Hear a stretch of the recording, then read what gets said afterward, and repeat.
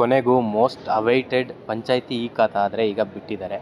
Municipality ಹಾಗೂ BBMPಲಿ ಬಿಟ್ಟಂಗೆ E ಖಾತಾ ಪಂಚಾಯಿತಿಲಿ ಬಿಡೋದಕ್ಕೆ ಬರೋದಿಲ್ಲ. ಹಾಗಾಗಿ ಇಷ್ಟು ಡಿಲೇ ಆದಮೇಲೆ ಈಗ ಕರ್ನಾಟಕ ಸರ್ಕಾರ ಪಂಚಾಯಿತಿ ಲಿಮಿಟಲ್ಲಿ ಇ ಖಾತಾಗಳನ್ನ ಕೊಡೋದಕ್ಕೆ ಸ್ಟಾರ್ಟ್ ಮಾಡಿದ್ದಾರೆ. ಅದನ್ನು ಯಾವ ರೀತಿ ಮಾಡಿದ್ದಾರೆ ಅಂದರೆ, ಒಂದು ಲೆಜಿಸ್ಲೇಟಿವ್ ಬಿಲ್ಲಾಗಿ ಪಾಸ್ ಮಾಡಿ ಅದನ್ನು ಒಂದು ರೂಲಾಗಿ ಅವರು ಸ್ಯಾಂಕ್ಷನ್ ಮಾಡಿಬಿಟ್ಟು ಈಗ ಇ ಖಾತಾ ಕೊಡ್ತಾ ಇದ್ದಾರೆ. ಹಾಗಾಗಿ ಈ ವಿಡಿಯೋನ ಕಂಪ್ಲೀಟಾಗಿ ನೋಡಿ, ಅದನ್ನ ಫುಲ್ಲು ಎಕ್ಸ್ಪ್ಲೇನ್ ಮಾಡ್ತೀನಿ. ಈಗ ಕರ್ನಾಟಕ ಗ್ರಾಮ ಸ್ವರಾಜ್ ಪಂಚಾಯಿತಿ ರಾಜ್ ಆ್ಯಕ್ಟ್ 1993 ಅಂತ ಒಂದು ಎಕ್ಸಿಸ್ಟಿಂಗ್ ಬಿಲ್ ಇತ್ತು. ಆ ಬಿಲ್ಲಿಗೆ ಈಗ ತಿದ್ದುಪಡಿ ತರ್ತಾ ಇದ್ದಾರೆ. ಅದಕ್ಕೆ 2 ಸಬ್ ಕ್ಲಾಸ್ನ ಆ್ಯಡ್ ಮಾಡ್ತಾ ಇದ್ದಾರೆ. ಅದರಲ್ಲಿ ಒಂದು 99B, 199B ಮತ್ತು 199C ಅಂತ 2 ಸಬ್ ಕ್ಲಾಸ್ಗಳನ್ನ ಆ್ಯಡ್ ಮಾಡ್ತಾ ಇದ್ದಾರೆ. ಹಾಗಿದ್ರೆ 199B ಮತ್ತು 199C ಅಂದರೆ ಏನು ಅಂತ ತಿಳ್ಕೊಬೇಕು ಅಂದರೆ ಈ ವಿಡಿಯೋನ ಕಂಪ್ಲೀಟಾಗಿ ನೋಡಿ. ಈಗ ಈ ಒಂದು ಬಿಲ್ ಏನು ಸ್ಯಾಂಕ್ಷನ್ ಆಗಿದೆ ಅದಕ್ಕೆ ಕರ್ನಾಟಕ ಗ್ರಾಮ Swaraj and panchayat Raj amendment act 2025 ಅಂತಲೇ ಅದಕ್ಕೆ ಹೆಸರಿಟ್ಟಿದ್ದಾರೆ. ಇನ್ಮೇಲಿಂದ ಇದೊಂಥರ ರೂಲಾಗೆ ಮಾರ್ಪಾಡಾಗುತ್ತೆ ಇರುತ್ತೆ. ಇನ್ನೇನೇ ಇ ಖಾತಾ ತಗೋಬೇಕು ಅಂದರೆ ಈ ಒಂದು ಸೆಕ್ಷನ್ಸ್ಗಳ ಮೇಲೇ ಇ ಖಾತಾ ನಿಮಗೆ ಇಶ್ಯೂ ಮಾಡೋದಕ್ಕಾಗುತ್ತೆ. ಈಗ 199B ಅಂದರೆ ಏನು ಅಂತ ನೋಡೋಣ. 199B ಬಂದ್ಬಿಟ್ಟು ಲೇಔಟ್ ಅಪ್ರೂವಲ್ಲು ಮತ್ತು ಲೇಔಟ್ ಮಾಡೋರಿಗೆ ಇದು ಅಪ್ಲೈ ಆಗುತ್ತೆ. ಇನ್ಮೇಲಿಂದ ಯಾವುದೇ ಲೇಔಟ್ ಅಪ್ರೂವಲ್ ತಗೊಬೇಕು, ಯಾವುದೇ ಲೇಔಟ್ ಮಾಡಬೇಕು ಅಂದರೆ ಫಸ್ಟು ಗ್ರಾಮ ಪಂಚಾಯಿತಿ ಇಲ್ಲ ಯಾವುದಾದ್ರೂ ಅಥಾರಿಟೀಸ್ ಇರುತ್ತಲ್ಲ ಗ್ರಾಮ ಪಂಚಾಯಿತಿ ಲಿಮಿಟಲ್ಲಿ, ಅಲ್ಲಿಗೆ ಹೋಗಿ ಇವರು ಅವ್ರ ಪ್ಲ್ಯಾನ್ನ ಕೊಟ್ಟು ಅಪ್ರೂವಲ್ನ ತಗೋಬೇಕಾಗಿ ಬರುತ್ತೆ. ಹಾಗೆ ಡೈರೆಕ್ಟಾಗಿ ಇನ್ಮೇಲಿಂದ ರೆವೆನ್ಯೂ ಸೈಟ್ಗಳನ್ನ ಮಾಡೋದಕ್ಕೂ ಆಗಲ್ಲ, ಮಾರೋದಕ್ಕೂ ಆಗಲ್ಲ. ಈಗ ಇವರೆಲ್ಲಿ ಈಗ ಏನಾದರೂ ಗ್ರಾಮ ಪಂಚಾಯಿತಿ ಜುಡಿಸ್ಟ್ರಿಕ್ಷನ್ ಒಳಗಡೆ ಬಂದಿತ್ತು ಆ ಏರಿಯಾ ಅಂದರೆ ಅವ್ರೇನು ಮಾಡಬೇಕು ಅಂದರೆ Karnataka town and country planning act 1961 ಮತ್ತು ಕರ್ನಾಟಕ ಆ್ಯಕ್ಟ್ 11 ಆಫ್ 1963 ಈ ಸೆಕ್ಷನ್ ಅಡಿಲಿ ಹೋಗಿ ಪ್ಲ್ಯಾನ್ ಅಪ್ರೂವಲ್ ತಗೊಬೇಕು. ಇದನ್ನು ಬಿಟ್ಟು ಯಾವುದೇ ಹೊಸ PID ಇಲ್ಲ ಖಾತೆ ಇಶ್ಯೂ ಮಾಡೋದಕ್ಕೆ ಬರೋದಿಲ್ಲ. ಈ ಖಾತೆಗಳನ್ನ ಇಲ್ಲ ಅಂದರೆ PIDನ ಇಶ್ಯೂ ಮಾಡಬೇಕು ಅಂದರೆ ಸೆಕ್ಷನ್ 17 ಮತ್ತು ಸಬ್ಸೆಕ್ಷನ್ 2E 17 ಒಳಗಡೆನೆ ಯಾವುದು ಅಂದರೆ Karnataka town and country planning act 1961, Karnataka act 11 of 1963 ಒಳಗಡೆನೆ ಈ ಒಂದು ಸೆಕ್ಷನ್ಸ್ನ ಫಾಲೋ ಮಾಡಿದ್ರೆ ಮಾತ್ರನೇ ಇನ್ಮೇಲಿಂದ ಯಾವುದೇ ಲೇಔಟ್ಗೆ ಪ್ಲ್ಯಾನ್ ಅಪ್ರೂವಲ್ ಕೊಡೋದಕ್ಕೆ ಬರುತ್ತೆ. ಇಲ್ಲ ಅಂದರೆ ಪ್ಲ್ಯಾನ್ ಅಪ್ರೂವಲ್ ಕೊಡೋದಿಲ್ಲ. ಯಾಕೆ ಅಂದರೆ ಇದರೊಳಗಡೆ ಗೌರ್ಮೆಂಟ್ ಆಫ್ ಕರ್ನಾಟಕಕ್ಕೆ ಇಲ್ಲ ಅಂದರೆ ಲೋಕಲ್ ಗವರ್ನೆನ್ಸ್ಗೆ ಟ್ಯಾಕ್ಸ್ ಪೇಮೆಂಟ್ ಇರ್ಬೋದು ಮತ್ತು ಅದ್ರದ್ದು ಎಲ್ಲ ರೂಲ್ಸ್ ಆ್ಯಂಡ್ ರೆಗ್ಯುಲೇಷನನ್ನು ಫಾಲೋ ಮಾಡ್ತಿದ್ದೀವಿ ಅಂತ ಈ ಒಂದು ಆ್ಯಕ್ಟಲ್ಲಿದೆ. ಯಾವುದರಲ್ಲಿ Karnataka town and country planning act 1961, Karnataka act 11 of 1963 ಇದರೊಳಗಡೆ ಎಲ್ಲ ನಿರ್ಬಂಧಗಳು ಇರುತ್ತೆ. ಇದನ್ನು ಜಸ್ಟ್ ನಾವು ಫೋನಲ್ಲಿ ಈಗ ಅಪ್ರೂವ್ಡ್ ಅಂತ ಕೊಡ್ತೀವಲ್ಲ ಪರ್ಮಿಷನ್ಸು, ಆ ಥರನೇ ಇದು ಅಂದ್ಕೊಳ್ಳಿ. ಹಾಗಿದ್ರೆ ಈಗ ಒಂದು ವೇಳೆ ಏನಾದರೂ ಗ್ರಾಮ ಪಂಚಾಯಿತಿ ಜುರಿಸ್ಟ್ರಿಕ್ಷನ್ ಒಳಗಡೆ ಇಲ್ಲದೆ ಇರೋ ಅಂಥ ವಿಲೇಜಸ್ಸು ಇದೆ. ಆ ವಿಲೇಜ್ಗಳು ಏನು ಮಾಡಬೇಕು, ಈಗ ಪ್ಲ್ಯಾನ್ ಅಪ್ರೂವಲ್ ತಗೊಬೇಕು ಅಂದರೆ ಲ್ಯಾಂಡ್ ಅಪ್ರೂವಲ್ ತಗೊಂಡಾದ್ಮೇಲೆ ನಾವು ಮನೆ ಕಟ್ಟಬೇಕು ಅಂದರೆ ಅವ್ರಿಗೂ ಕೂಡ ಈಗ ಕರ್ನಾಟಕ ಸರ್ಕಾರ ಒಂದು ಏನದು ಆಪ್ಷನ್ಸ್ನ ಕೊಟ್ಟಿದೆ. ಅದಕ್ಕೆ ಏನು ಅಂದರೆ Karnataka town and country planning act 1961 ಒಳಗಡೆ ಕರ್ನಾಟಕ ಆ್ಯಕ್ಟ್ 11 ಆಫ್ 1963 ಇದ್ರ ಅಂಡರಲ್ಲಿ ಅವರು ಪ್ಲ್ಯಾನ್ ಅಪ್ರೂವಲ್ನ ತಗೋಬೇಕು ಲೇಔಟ್ ಮಾಡಬೇಕು ಅಂದರೆ. ಆ ಪ್ಲ್ಯಾನ್ ಅಪ್ರೂವಲ್ ತಗೊಳ್ಬೇಕಾದ್ರೆ ಯಾರ ಹತ್ರ ತಗೋಬೇಕು ಅಂದರೆ ರ್ಯಾಂಕು ಅಸಿಸ್ಟೆಂಟ್ ಡೈರೆಕ್ಟರ್ಗಿಂತ ಕಮ್ಮಿ ಯಾರ ಕೆಳಗಡೆನೂ ತಗೊಳಂಗಿಲ್ಲ. ತಗೊಂಡ್ರೆ ಅಸಿಸ್ಟೆಂಟ್ ಡೈರೆಕ್ಟ್ರು ಲಾಸ್ಟ್ ಕಮ್ಮಿ ರ್ಯಾಂಕಿಂಗ್ ಅಂದರೆ ಅದ್ರ ಮೇಲ್ಗಡೆ ಇರೋ ರ್ಯಾಂಕಿಂಗ್ ಯಾರ ಹತ್ರ ಬೇಕಾದರೂ ಅಪ್ರೂವಲ್ನ ತಗೋಬೇಕು. ತಗೊಂಡಾದ್ಮೇಲೆ town and country planning authorised by director under subsection 2 of section 4K of Karnataka town and country planning act 1961, Karnataka act 11 of 1963 ಈ ಅಂಡರ್ ಒಳಗಡೆ ಅವ್ರಿಗೆ ಪ್ಲ್ಯಾನ್ ಅಪ್ರೂವಲ್ ಸಿಗುತ್ತೆ. ಇಲ್ಲ ಅಂದರೆ ಯಾವುದೇ PIDನೂ ಕೊಡಬೇಡಿ, ಯಾವುದೇ ಖಾತೆನೂ ಕೊಡಬೇಡಿ ಅಂತ ಹೇಳ್ಬಿಟ್ಟು ಸ್ಟ್ರಿಕ್ಟಾಗಿ ರೆವೆನ್ಯೂ ಡಿಪಾರ್ಟ್ಮೆಂಟಿಂದ ಆರ್ಡ್ರ್ ಆದರೆ ಹೋಗಿದೆ. ಒಂದು ವೇಳೆ ಏನಾದರೂ ಅಧಿಕಾರಿ ಈ ಸುತ್ತೋಲೆನ ಕರೆಕ್ಟಾಗಿ ಅಮಲು ಮಾಡೋದಕ್ಕೆ ಆಗದೇ ಇದ್ರೂ, ಇಲ್ಲ ಅಂದರೆ ಇದನ್ನು ಮೀರಿ ಏನಾದರೂ ಅವ್ರಿಗೆ ಅಪ್ರೂವಲ್ ಕೊಟ್ಟರು ಇನ್ ಬೋತ್ ವೇಸ್ ಅವ್ರ ಮೇಲೆ ಸ್ಟ್ರಿಕ್ಟ್ ಆ್ಯಕ್ಷನ್ಸ್ ತಾಳ್ತೀವಿ, ಇದರಲ್ಲಿ ಯಾವುದೇ ಕಡಖಂಡಿತನೂ ನೋಡೋದಿಲ್ಲ ಅಂತ ರೆವೆನ್ಯೂ ಡಿಪಾರ್ಟ್ಮೆಂಟಿಂದ ಕರೆಕ್ಟಾಗಿ ಸ್ಟ್ರಿಕ್ಟ್ ವಾರ್ನಿಂಗ್ ಆದರೆ ಕೊಟ್ಟಿದ್ದಾರೆ. ಈಗ ಇದಾಗಿತ್ತು 199B. ಈಗ 199C ಅಂದರೆ ಏನು ಅಂತ ನೋಡೋಣ. ಇದೇ ಇಂಪಾರ್ಟೆಂಟು. ಇದ್ರ ಅಂಡರಲ್ಲೇ ಈಗ ಪಂಚಾಯತಿ ಲಿಮಿಟಲ್ಲಿ ಈ ಖಾತಾನ ಕೊಡ್ತಾ ಇರೋದು. ಈಗ 199C ಅಂತ ಅಂದರೆ ಏನು ಅಂತ ನೋಡೋದಾದರೆ ಗ್ರಾಮ ಪಂಚಾಯತಿ ಲಿಮಿಟಲ್ಲಿ ಟ್ಯಾಕ್ಸ್ ಕಲೆಕ್ಟ್ ಮಾಡೋದಕ್ಕೆ ಅಂತಲೇ ಈ ಒಂದು ಸಬ್ ಕ್ಲಾಸ್ನ ಆ್ಯಡ್ ಮಾಡ್ತಾ ಇದ್ದೀವಿ. ಮತ್ತು ಜನಕ್ಕೆ ಒನ್ ಟೈಮ್ ರಿಲೀಫ್ ಅಂತಲೇ ಈ ಖಾತೆನ ಕೊಡ್ತಾ ಇದ್ದೀವಿ ಪಂಚಾಯತಿ ಲಿಮಿಟಲ್ಲಿ ಅಂತ ರೆವೆನ್ಯೂ ಮಿನಿಸ್ಟರು ತುಂಬ ಡೀಟೇಲಾಗಿ ಹೇಳಿದ್ರು. ಹಾಗಿದ್ರೆ ಪಂಚಾಯತಿ ಲಿಮಿಟಲ್ಲಿ ಟ್ಯಾಕ್ಸ್ ಕಲೆಕ್ಟ್ ಆಗ್ತಾ ಇರಲಿಲ್ವಾ? ಟ್ಯಾಕ್ಸ್ ಟ್ಯಾಕ್ಸ್ ಕಲೆಕ್ಟ್ ಆಗ್ತಾ ಇತ್ತು. ಯಾವ ರೀತಿ ಟ್ಯಾಕ್ಸ್ ಕಲೆಕ್ಟ್ ಆಗ್ತಾ ಇತ್ತು ಅಂದರೆ, ಅದೆಲ್ಲ ಅಗ್ರಿಕಲ್ಚರಲ್ ಲ್ಯಾಂಡ್ ಆಗಿತ್ತು. ಅಗ್ರಿಕಲ್ಚರಲ್ ಲ್ಯಾಂಡಿಗೆ ಟ್ಯಾಕ್ಸ್ ಬರೋದು ವರ್ಷಕ್ಕೆ ತುಂಬಾ ಕಮ್ಮಿ. ಅದನ್ನು ಬಿಟ್ಟು BDA, BMRDA ಈ ಒಂದು ಲೇಔಟ್ಗಳು ಅಪ್ರೂವ್ಡ್ ಆಗಿರೋವಂಥ ಸೈಟ್ಗಳಿದ್ದಾವೆ. ಆ ಸೈಟಿಂದ ಬರ್ತಾ ಇದ್ದಿದ್ದ ರೆವಿನ್ಯೂನೇ ತುಂಬ ಕಮ್ಮಿ.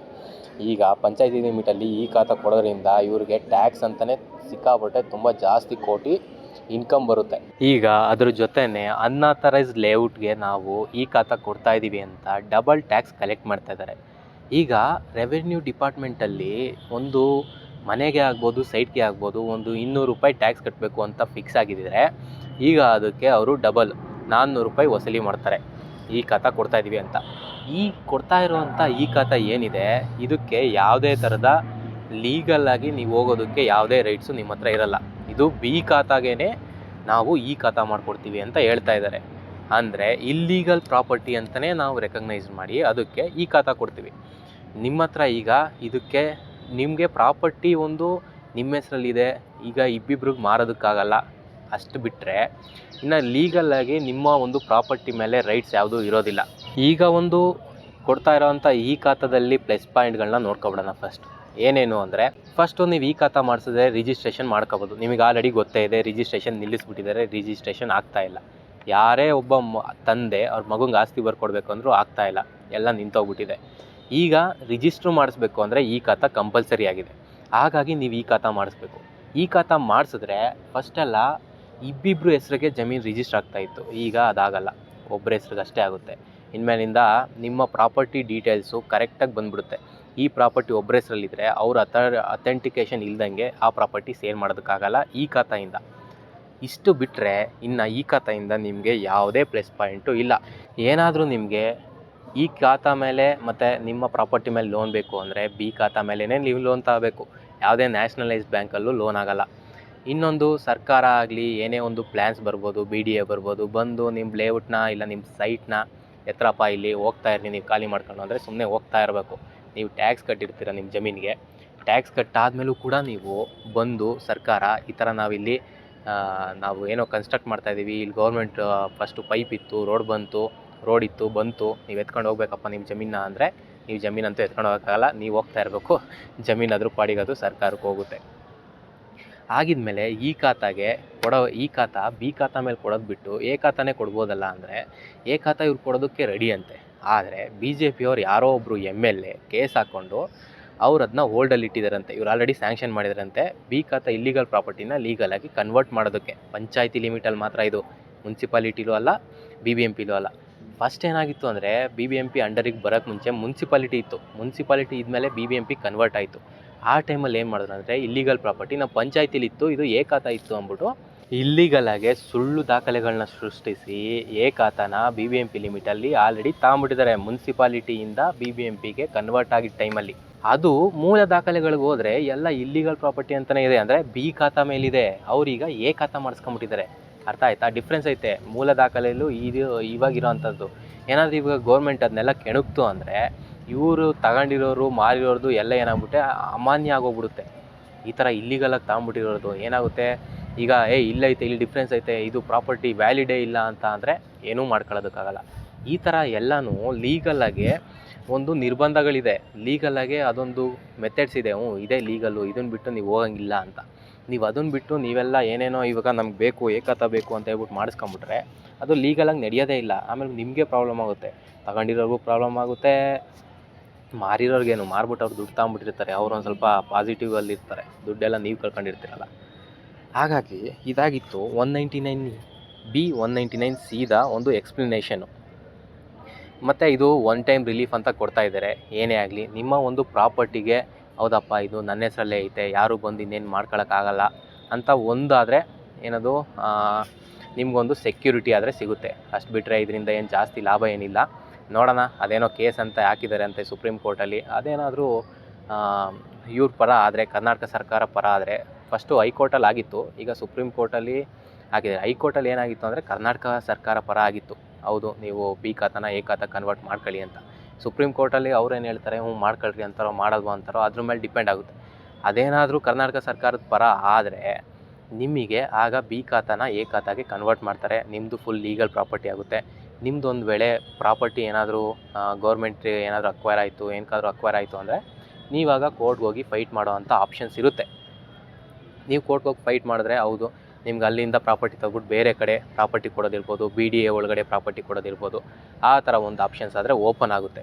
ಇವಾಗ ಬಿ ಖಾತಾಗೆ ಈ ಖಾತಾ ಕೊಟ್ಟು ರಿಜಿಸ್ಟರ್ ಮಾಡಿದ್ರೆ ಏನೂ ಇರಲ್ಲ, ಸುಮ್ಮನೆ ಎತ್ಕೊಂಡು ಹೋಯ್ತಾ ಇರಿ ಅಂದರೆ ಹೋಯ್ತಾ ಇರಬೇಕು, ಮನೆಯೂ ಕೊಡಲ್ಲ, ಯಾತೂ ಕೊಡಲ್ಲ.